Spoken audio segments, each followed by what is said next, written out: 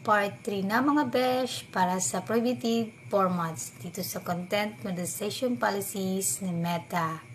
Ang number 3 ay itong slideshows of images. So marami din akong nakitang katulad nito. Pictures na pinagdikit-dikit lang at nilagyan ng background music. So, bawal pala yan na format na ilagay dito sa Reels. So, marami akong nakitang mga ganyan. So, marami din siguro hindi nakakaalam na yan pala ay bawal na formats para sa monetization. Pero kung ayaw mo namang ma-monetize, wala ka namang purpose na ganyan at para lang sa entertainment, pwede mo namang i-keep yan.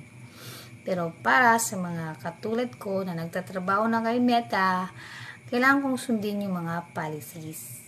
So mga besh, kung gusto nyo namang balikan yung mga part 1, part 2 ko, pwede nyo yung tingnan yung iba kong mga naunang videos.